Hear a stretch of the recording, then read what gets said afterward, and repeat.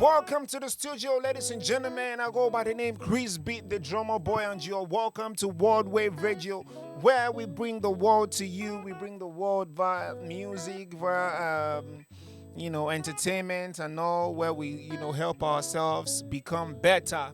No one is better than no one. We're all just here to learn from one another. And I have good news for you guys, which I'll be telling you at the end of this video. So do stick around.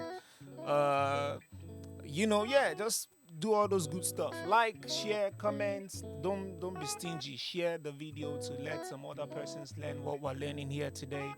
And if you feel like you like it, please like it. So today I want to talk about how to use reverb, the professional way to use reverb. I mean, one of the professional ways to use a reverb. And if you don't know what a reverb is, please, I'm not doing all this definition thing today. I don't want this video to be long at all. So without no further ado, let's roll the intro and I will explain to you after we come in.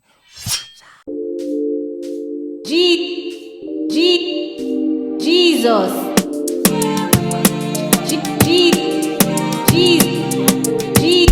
Welcome back, ladies and gentlemen. It's still your boy Krizbeatz, the drummer boy. You're still here at the WWRadio studios. And yes, I want to show you how I like to approach using reverb. I have 2 examples here, but I will explain like 4 if possible. And you could use these techniques to get your own vibe from it. So let's go straight into it. I'm using this vocal by one of my homeboy, Jamo Piper. I'm sure he doesn't know I'm doing this. And it's the same beats we used from the last tutorial. I figured we should use like a beat to build up. I say a beat. We should use like a template to build up everything we're trying to do, and not just this. You work on this today, tomorrow work on this, tomorrow work on this. I mean, this is here, so why not use this? So he came to freestyle on one of the beats I posted online, and let's see. So he did this.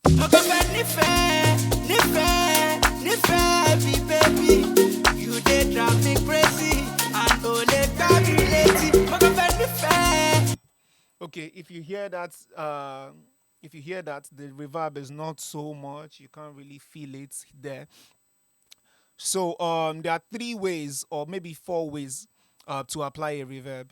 Is that you apply it directly to the channel, which is the one where you put it. Maybe you put it in a group directly on the channel. The one where you have all your auto tune, your pitch corrections first, your maybe DSR. I'll talk about DSR. I think we should talk about DSR next. Yeah, maybe your DSR and all those good stuff that you add to your production that makes them sound good. So you apply it directly to the channel, or you apply it to a group where you put it at the end of all your effects, or maybe before all your effects.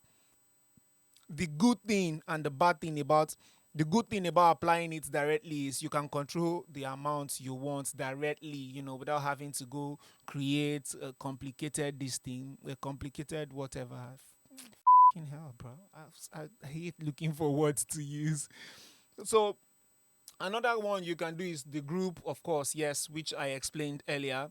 And the other way you can do this is by assigning it to a boss. Let me show you how I do that, how I like to approach that in Ableton. So I already created my boss here. You see, this Valhalla vintage verb is the one I'm using. Then let me solo it. You get it? You can hear it. I like to add 2 major types of reverb in my projects if I'm working. I just have one open here for the sake of this tutorial. Like I said, I don't want long thing. For the sake of this tutorial, I like to have a short delay, and I love to have a long delay. If you see this part of the song is drenched, if there's any English like that, hey, it's drenched in reverb. Of course there is.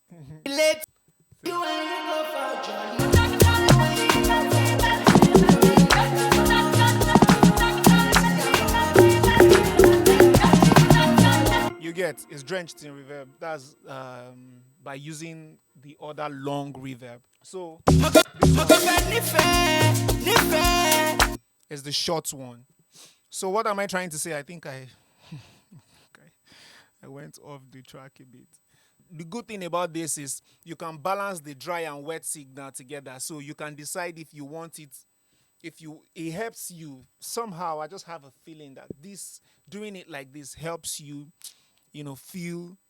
It helps you stay in the mix properly. It helps. I don't know. That's just how I feel. And another good thing you can do with this technique is you can add extra effects. You can add. The good thing about Valhalla is that, okay, the good thing about Valhalla is that you can already do all your mixing in it. There's EQ, there's rate, there's diff, there's shape, there's damping. So you can always, change the parameters around to get what you want. But another good thing, if you don't have this reverb and you have maybe your own reverb and then you want to get it to work the same way, is good. If you come here to this session, you see I already added like a sidechain. Sidechain reverb is the actual place I'm going to. I've just branched all those ones to make the video look like it's, not just go straight and say, Antisha, you have to use sidechain. No, we don't do that here. So yes, sidechain reverb is the thing I'm trying to get to. So a lot of people send me songs where they want me to mix, and I seem to have issue. Even if you want to leave reverb on, there are some special effects that you do that you have reverb on them, but you don't know how to. But you want me to, maybe touch it with the reverb on them, which is not always advisable. But yeah, let's say that's the case.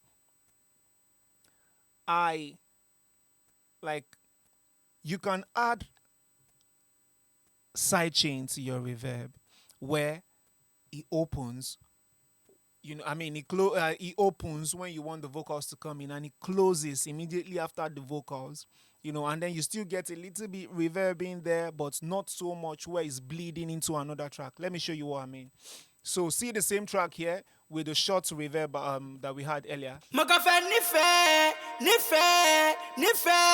Baby, you did drive me crazy and it's there, but you can hear the tail of the reverb a little bit. So here, listen to this. Baby.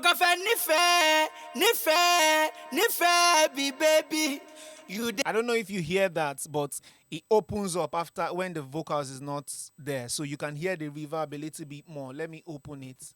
Let me close it some more. Baby.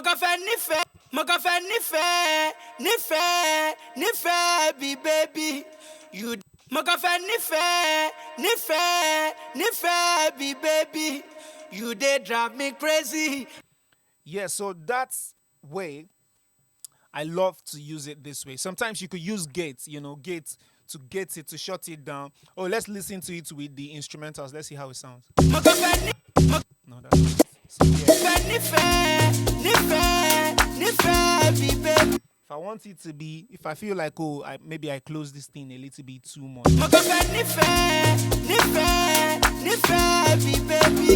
You did drive me crazy and baby.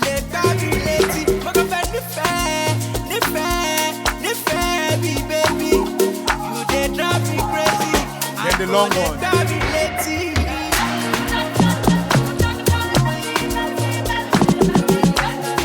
I might release this song, if I'm able to clear the song with the Noran sisters, I might just put it out. Who knows? Let's just vibe. So yes, the third or fourth or fifth way to use it, I lost count. That's why it's good to script it. I lost count of my count. So another good way to use it is to put an auto tune after your reverb, so the tail of your reverb will still be in tune. So most times when I'm using this, maybe I just want to record an artist and I just want them to be able to hear themselves a little bit better. I just apply it directly, like on the group, without having to. So when it's time to mix, I don't mix the songs I produce most of the time. When I'm doing this on my own, I just apply it directly to the group. Right now you hear the reverb and the delay together on this. You